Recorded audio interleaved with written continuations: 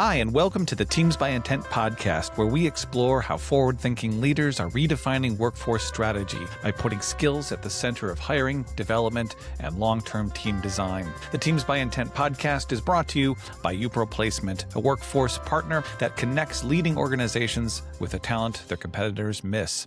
I'm James Krause, your host. Welcome, and thanks for listening. Hi, everyone, and welcome to the Teams by Intent podcast, sponsored by UPRO Placement. I'm James Krause. And joining me for the very first episode today is Pratik Patel.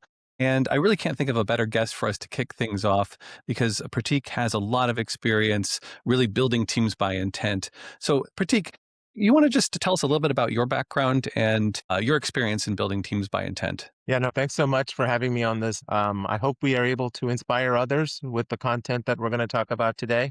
So I have been in procurement for over 23 years. And I have been involved in many, many different engagements where we absolutely build teams with intent to meet certain objectives. So in my career in procurement, I've been on the direct side, on the indirect side. And for the last 7 years, I was at MasterCard as well, where I was responsible for contingent workforce spend as it related to SOW, contingent staffing, contact center, as well as 7 divisions in technology for anything over $500,000 that I had responsibilities for. So with that experience, I bring a lot of perspectives in how we thought about external workforce. And I'm happy to share anything that can help the audience and inspires others to hopefully drive towards optimization. And when we talk about like an intentional workforce, I guess that's a good place to start off with.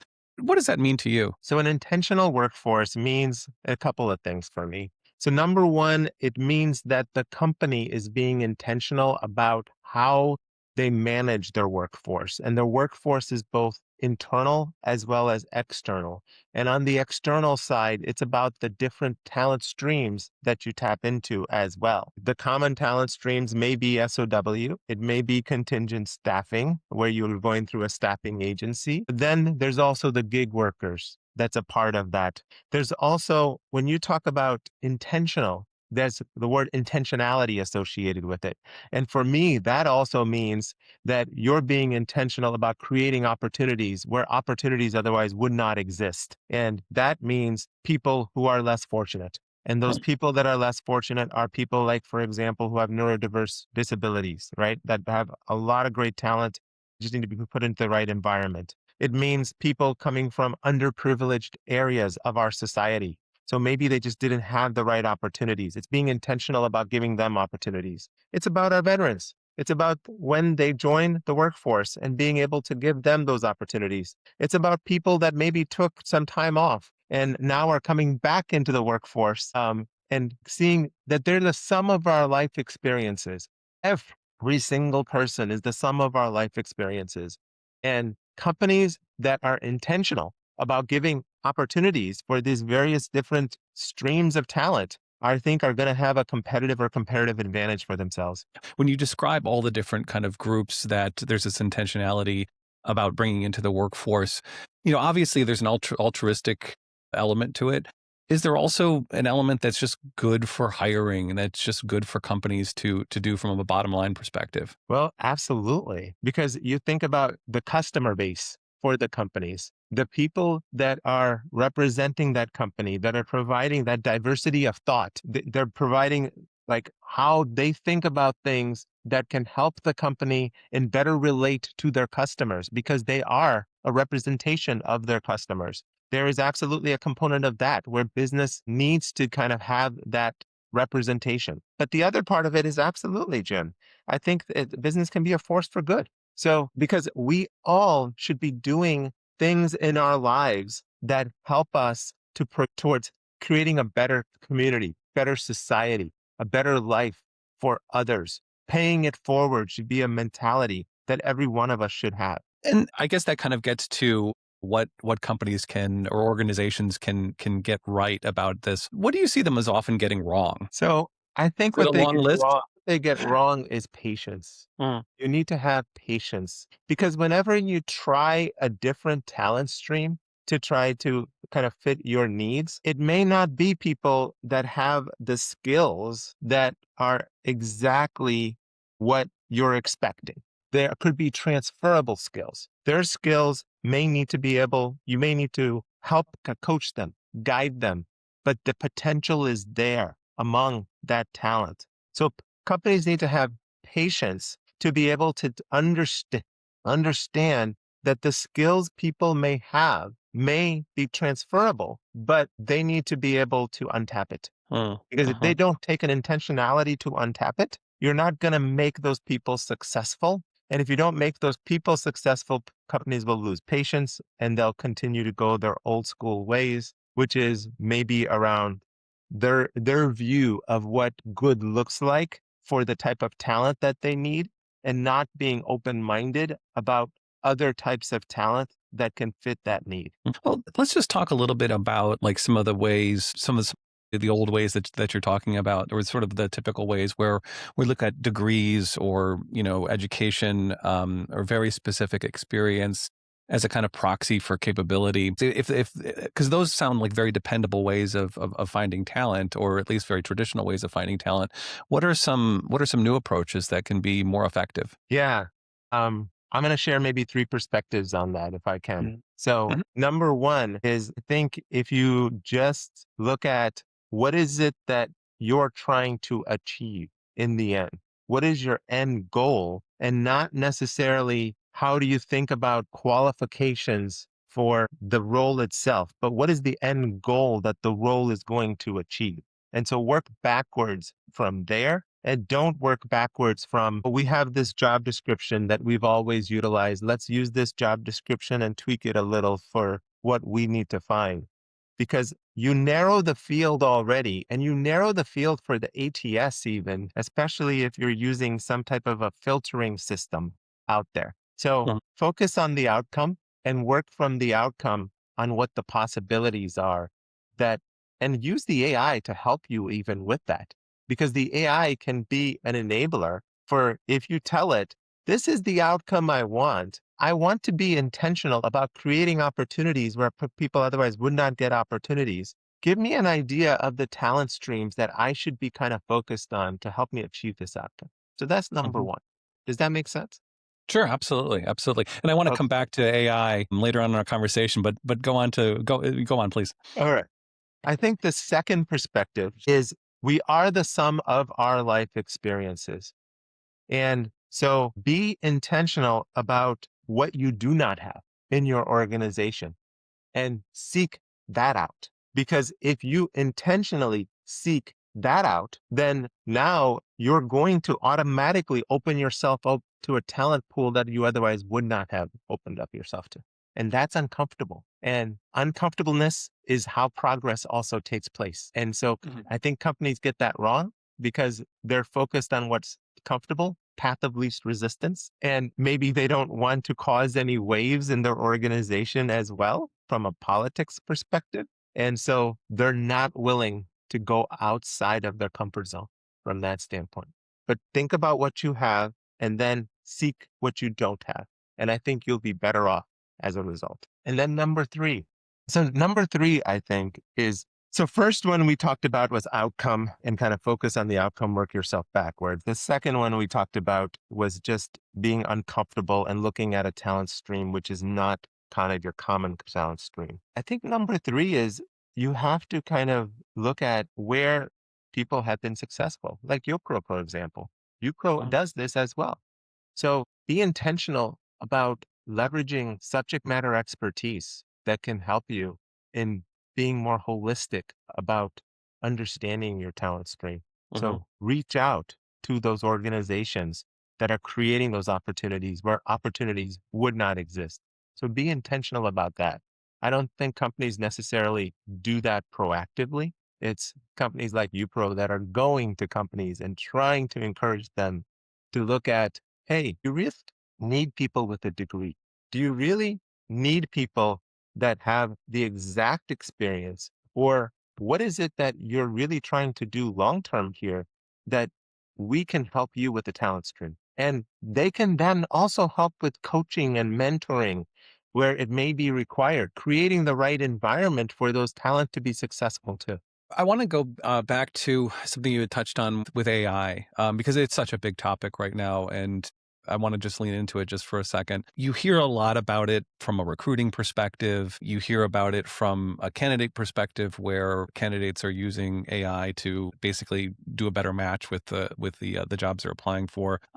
You also hear about early career talent and kind of possibly being replaced by AI, whether or not that's speculation or if it's happening right now. There's just a lot of anxiety about AI out there, and I wondered if you could just speak to that a little bit in the context of what we're talking about. I mean, in the age of AI, how does intentionality kind of manifest itself? That's a pretty big question. Yeah. So I'm going to try to take it into components if I can of that. So, first and foremost, the AI is an enabler, but it is only an enabler when you give it the opportunity to truly understand what is it that you're trying to achieve, because it's garbage in, garbage out. So it's both the data that has available to it and the prompting. And how you go about to prompt the AI is going to help you understand how good it's going to help you.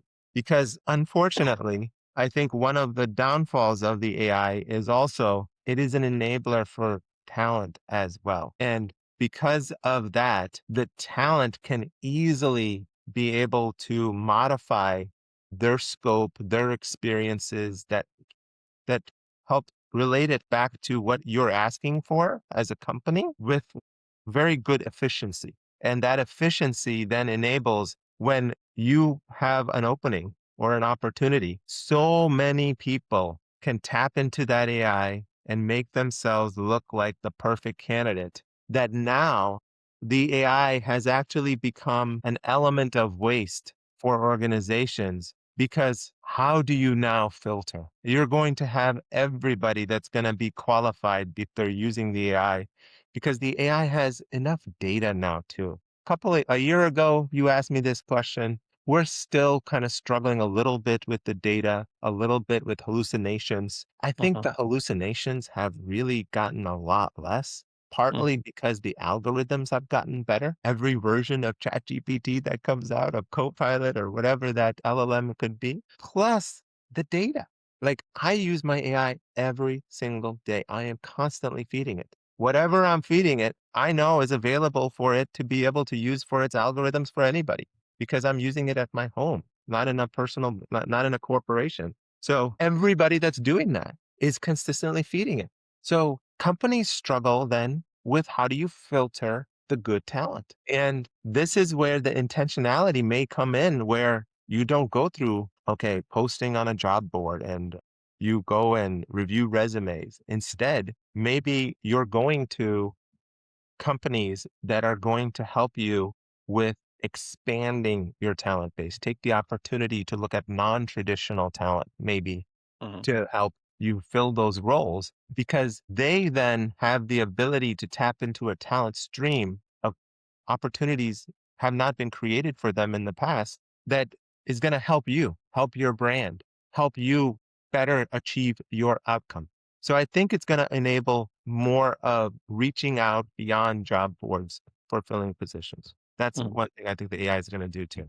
The Yeah, of last thing, if I can share as well from an AI course. perspective, is the AI helps you to kind of think beyond or challenge you even. Like, I use my AI every day to challenge me in terms of what I know. Because I use it every day, it has a good understanding of what I know and what I'm exposed to. And so I ask the question, tell me something I didn't know yesterday, or tell me something I don't know today that I knew yesterday. So Mhm, if I knew something yesterday, but I don't know something today in my profession, for example, tell me that. So it knows yesterday means everything in the past. And it knows that, okay, well, did you know that procurement is utilized for doing R&D intentional buying, just to kind of explore? Did you mhm, know that procurement is being utilized to be an AI governance tool for companies as well? huh, So it gives me something different that I may have known too, mhm, but it just further expands your horizon. So I believe less than 1% of our brain that we're using, we're optimizing the use of that about. with the AI because it's continually expanding what we know. Mm, yeah. I think that's a really good segue into what I wanted to talk about next, which is, when you look at your experience, it's really this intersection of procurement, workforce planning, and talent strategy. And I think that, through our conversations, that's really kind of, you really see like talent as a business strategy. Mhm. And I wondered, there's ups and downs in the economy, and companies go through periods of hiring and not hiring. And it seems like there's almost like a discussion about, it's like a boom and bust kind of cycle. Can you talk a little bit about like how we can step back a little bit and see talent as an overall business strategy and not just, are you hiring or not?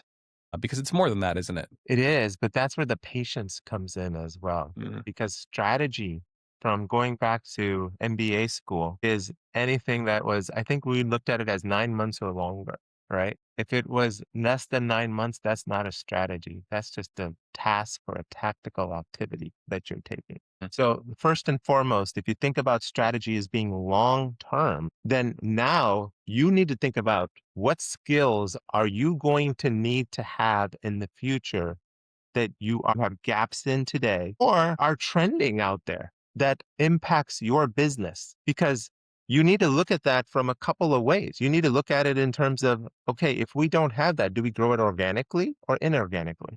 M&A, is Mhm. that a component of it? Do we build out a learning platform so that our existing talent base can build and acquire those skills? Do we invest into that? Do we make that as part of their objectives so that there's an intentionality that they have to continue to develop around these skills? How do we know that these skills are really going to be the ones that are in demand too? Like, it's a perception, it's not a reality. The reality is the consumers, the people that consume your goods and services. And what is it that they believe they need? And it's not about asking them what they think they need, because a lot of it is the unmet need that makes companies successful. Mhm. So there is a very complicated component where you have to think about organic versus inorganic growth. You have to think about in terms of, do you build those skills internally?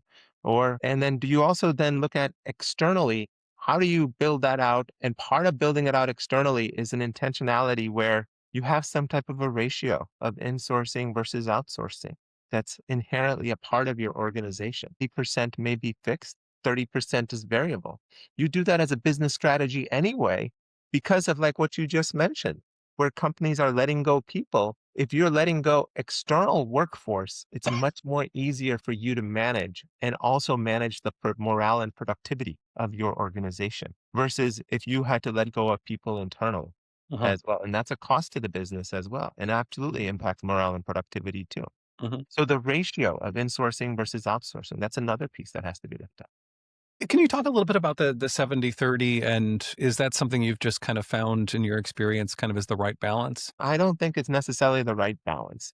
Mm. It's a balance that I've looked at historically in a couple of, like when I was in pharmaceuticals and in financial services, Mhm. that's kind of where that ratio ended up being. But part of that probably has to do with the technology that they Mm. were helping to build and how much of that technology they wanted to kind of own and control internally versus relying on a third party to build that out. So if you are, it depends on where your core competency is and how much of that core competency you want to control from an IP perspective, Mhm. from just the work being done, the directing of the work, all of that as to what that ratio would look like. It Okay. could be a 40-60, it could be a 60-40 even, right? Right. It all depends on what is your comparative or competitive advantage in the marketplace and how do you enable it? Because you could enable it with external spend, but if you do enable it with external spend, then you got to make sure that you're protecting your IP still,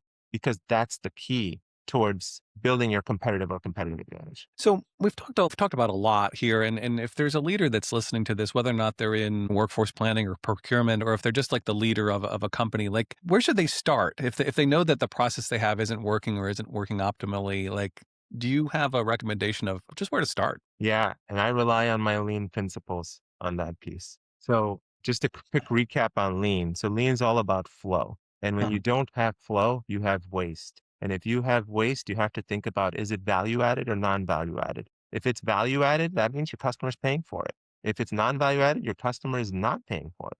So think about that from a talent perspective. Map it out. Map out what you have today. Mm. So you start off with, you have a need. How do you go about executing that need from a talent lens perspective? How do Mhm. you build out your requirements for it? How are you defining your 5 Ws and your 1 H, the who, what, where, when, and why, and the how behind it, right? Challenge also why you have certain tasks. There's the whole principle of the 5 Ys. So you ask why, you get down, you get an answer, you go to the next part of that why.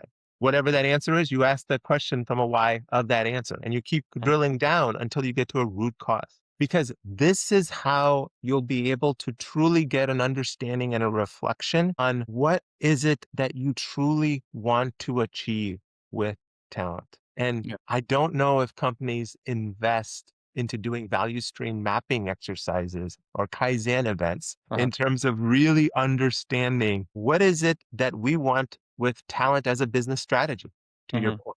So Yeah. that's one thing that I would share. Just map it out. Mm. Anybody can do that, mapping an exercise out like that. The second thing I would say is look at your data.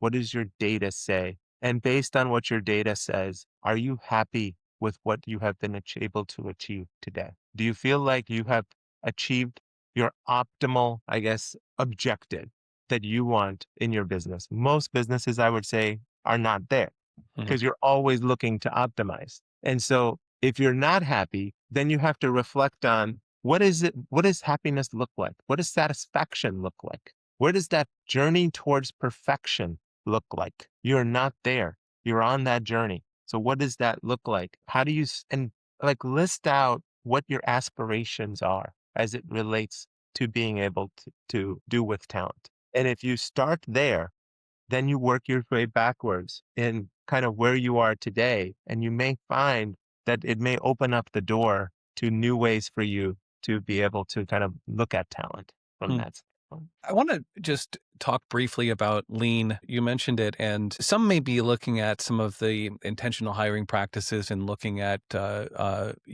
traditionally overlooked groups of talent as being almost like a, well, that would be nice to do if we could afford it. And it seems like in some ways that might contradict a common idea of what lean actually is. Just drill down that just a little bit, just so that we have an understanding of where you're coming from it, from that perspective. Yeah, lean is more of an intentionality. There is cost element of lean is the investment in the resources to get them all in a room so that you can understand what is the root cause, what is the problem that you have, and how do you go about solving it. So the mapping exercise, for example, there's an element of an investment of time to do that. Beyond that, the cost element is the cost of not being able to truly examine where your value added and non value added activities are because you are otherwise paying for things that your customers are not